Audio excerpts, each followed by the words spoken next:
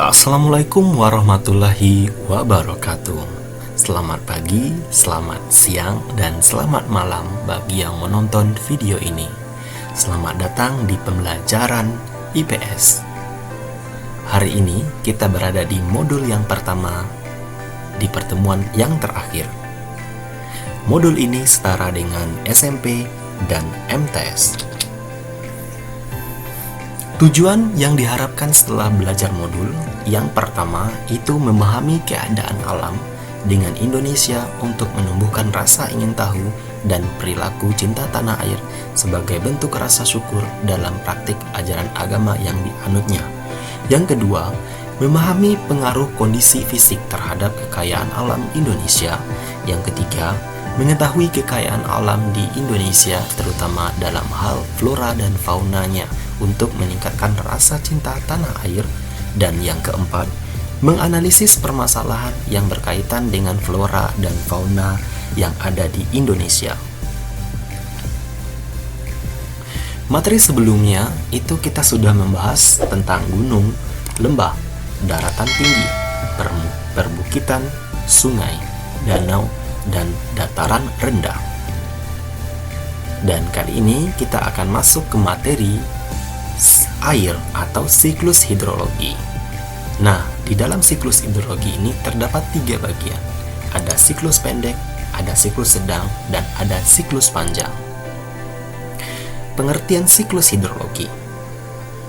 Siklus hidrologi merupakan konsep penggambaran pergerakan air antara lautan, badan air permukaan, danau, sungai atau rawa, air tanah, atmosfer, dan biosfer yang terdapat berwujud sebagai benda cair, gas, ataupun padat. Pergerakan air dalam siklus hidrologi. Nah, jika warga belajar berpikiran, apakah air yang ada di permukaan bumi ini apakah semakin berkurang atau semakin bertambah? Coba warga belajar jawab. Ya, air yang ada di permukaan bumi tidak pernah bertambah dan tidak pernah berkurang. Namun, pergerakan air dalam siklus hidrologi lah yang membuat suatu tempat tadi memiliki kekurangan air dan suatu tempat tadi itu memiliki kelebihan air. Jadi, permukaan bumi tidak pernah berkurang airnya dan juga tidak pernah bertambah. Namun, hanya berada pada volume yang tetap. Ini adalah proses siklus hidrologi. Nah, bagi warga belajar, tolong diingat ya. Yang pertama ada evaporasi, ada kondensasi, dan ada presipitasi. Itu adalah hal-hal pokok dalam sebuah siklus hidrologi. Nah, warga belajar bisa melihat itu ada 2 ilustrasi pergerakan siklus air yang saya sampaikan. Yang pertama itu ada di atas dan yang kedua ada di bawah. Dari 2 ilustrasi ini, yang manakah siklus pendek dan manakah siklus sedang? Nah, warga belajar, cara membedakannya sangat mudah. Siklus panjang itu adanya proses evaporasi, lalu ada transpirasi, lalu ada yang namanya proses kondensasi, sehingga ditiup oleh angin menuju puncak pegunungan, lalu di puncak pegunungan lah jatuhlah presipitasi tadi atau hujan. Hujan yang jatuh pada pegunungan atau puncak pegunungan itu adalah kristal-kristal es atau salju, sehingga berbentuk sebuah gletser. Akibat dari gletser tadi, timbullah sebuah pencairan air. Akibatnya turun ke daratan dan terjadi sebuah runoff dan turun ke danau, sungai, dan menuju ke laut kembali. Itu adalah proses siklus panjang yang ada pada ilustrasi di atas. Jika yang saya tunjuk pada hari ini di bagian bawah ini itu adalah siklus sedang. bahwa ada proses yang namanya itu proses evaporasi akibat bantuan dari matahari, lalu membentuk sebuah awan dan awan terkondensasi dan ditiup oleh angin. Lalu jatuhlah hujan di daratan. Jatuhnya hujan di daratan itu akan menimbulkan sebuahnya yang namanya kegiatan runoff atau air yang berjalan di permukaan bumi. Lalu turun menuju danau, sungai, dan kembali ke laut. Ini adalah jenis siklus hidrologi. Warga belajar bisa menulisnya atau men-stop dulu video ini. Silakan dicatat bedanya apa antara siklus pendek, siklus sedang, dan siklus panjang.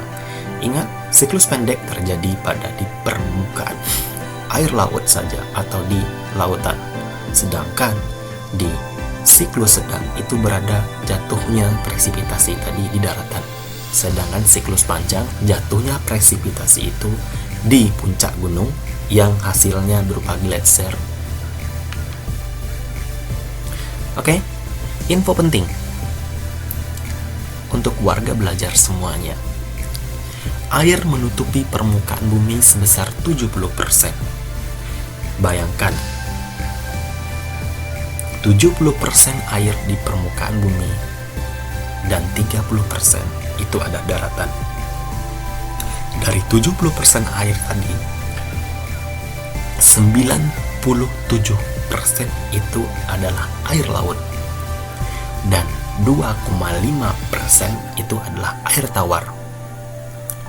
Dari 2,5 air tawar tadi atau 2,5% air tawar itu 70%-nya berada di gunung es dan 30%-nya terdapat di perut bumi dan sangat mahal untuk dapat diproses menjadi air minum. Nah, tinggal tersisa kurang dari 1% air tawar di dunia yang tersedia untuk dikonsumsi oleh manusia. Nah, warga belajar, jika warga belajar ingin menerapkan atau berhemat untuk menggunakan air tawar atau air bersih, jangan sampai terjadi pada posisi gambar 1 dan gambar 2. Apakah warga belajar mau berada pada posisi gambar 1 atau berada pada gambar 2 yang serba kekurangan air? Nah, mungkin warga belajar tidak mau pada posisi gambar 1 dan gambar 2. Nah, bagaimana caranya? Caranya gampang. Berhematlah dalam menggunakan air dan janganlah melakukan atau membuang-buang air secara mubazir. Gunakan secukupnya. Nah, jika tidak mau, terjadi pada gambar 1 dan gambar 2.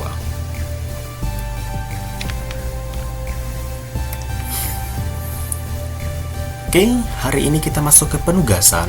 Nah, warga belajar silahkan, ini ada sebuah blank-blank atau kotak kosong yang harus warga belajar isi. Nah, 1, 2, 3, 4, dan 5 silahkan warga belajar isi. Di poin 1 itu adalah proses apa, lalu penjelasannya.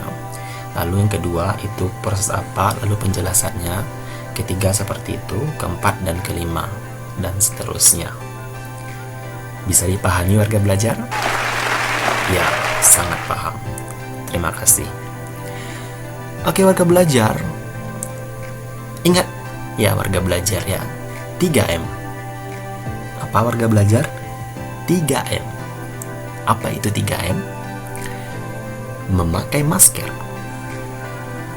mencuci tangan, dan menjaga jarak. 3M. Ingat 3M, pesan ibu. Pakai masker, cuci tangan, jaga jarak, gunakan hand sanitizer jika memerlukan.